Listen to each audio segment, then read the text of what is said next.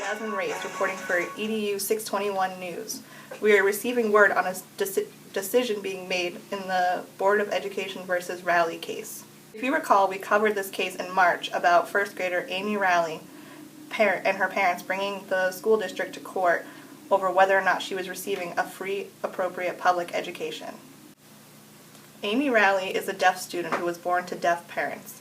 During her kindergarten year, she was provided with a sign language interpreter.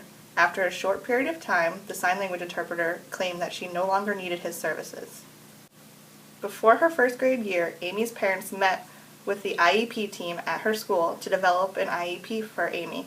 In the IEP, it was stated that she would receive an FM system to use during the school day to help amplify the words spoken by her teachers and peers when they spoke into the receiver.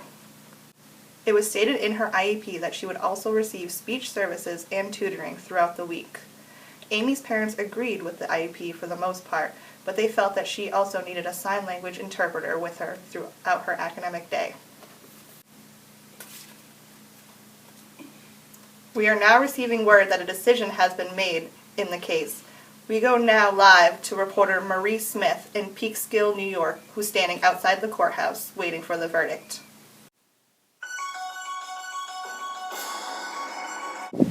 Thank you, Jasmine. I'm standing outside the courthouse right now waiting for the verdict on this case. As you recall, when the Rowleys took this case to court, the courts originally sided with the Rowleys. The school district then decided to take the case to the Supreme Court. The real issue of this case is whether or not Amy Rowley truly received a free, appropriate public education under the current law. Under the current law, students with disabilities must not be excluded from educational services based upon their disabilities. The Rowleys felt that because Amy was not receiving an interpreter to help her with her academics, she was not receiving a free, appropriate public education and was not achieving goals at the same rate as her peers.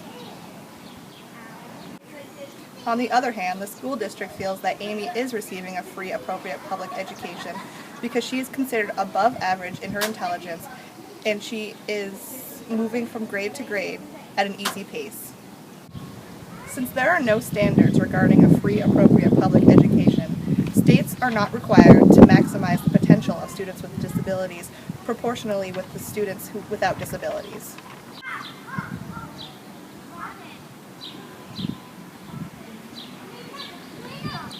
We just received word that the verdict is in.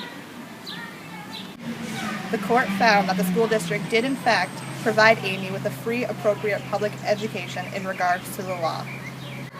This is Marie Smith reporting live for EDU 621 News. Back to you in the studio. Thank you, Marie. It seems like the district court and the Second Circuit Court failed to understand what the term appropriate really meant in regards to special education. This decision was an interesting one, and I feel like it will play a significant role in the special education world for many years to come.